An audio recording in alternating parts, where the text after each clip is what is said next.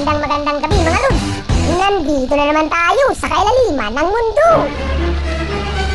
Alam nyo ba, itong nasa harap natin, mukha lang ba to pero isa itong buhay na corals. Manunggol naman ang tawag dito sa isla namin. Tapos, paborito itong bahayan ng mga masasarap na isda. Agay, tuso! Napakagaling mo sumiksik ha, pero nakita pa rin natin mga lods itong malaking snapper. Tapos panalo na agad, sabaw ang ulamin natin.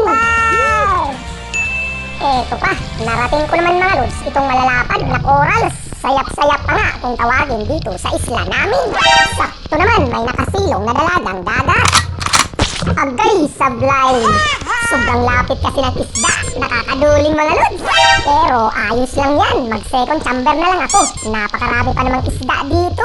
Ito kasi ang kagandahan mga lods, pag napanatili natin malinis ang dagat.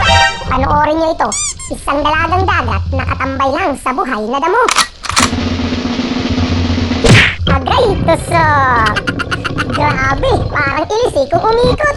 Kaya naman, ang mahiwagang SWAT out mula dito sa kailaliman ng mundo ay para sa'yo. Idol John Mark Dalina from Eastern Samar. Eto pa, nakabalik na kasi agad ako sa kailaliman ng mundo mga lods. Mukha namang may laman itong nag-iisang coral sa gitna ng kalawakan.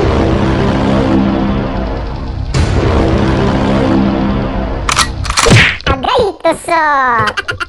Ang napakagwapo, yummy snapper. Pambihira na naman kasi ang spot na ating nalubugan mga lods. Tunay talaga, thank you Lord.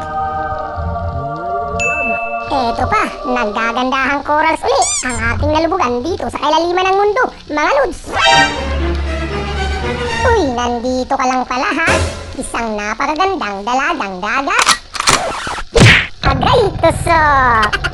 Pasensya na mga lods, hindi pa talaga tayo nakakatusok ng binatang dagat. Kaya naman, ang mahiwagang SWAT out mula dito sa kailaliman ng mundo ay para sa'yo.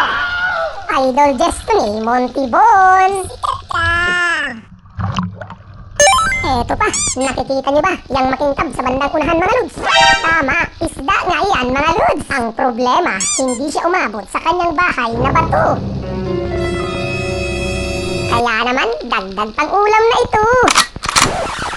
Agay, tusok! Grabe, kita niyo yun mga lods, parang ilisi ng bangka. Hindi kasi napuruhan, medyo tabingi ang tama. Eto pa, sa taas pa lang kasi mga lods, natanaw ko na itong napakalapad na gumagalaw sa sea floor. Buong akala ko talaga, mamaw na pang ulam. Oh, diba? Nakikita niyo naman, mamaw na stingray. Grabe, sobrang lapad ito na pagi mga lods. Tingnan nyo naman ang kanyang buntot. Malaki pa iyan sa binti ko. Bumangga sa corals. Mabuti na lang may batas daw na bawal ito hulihin.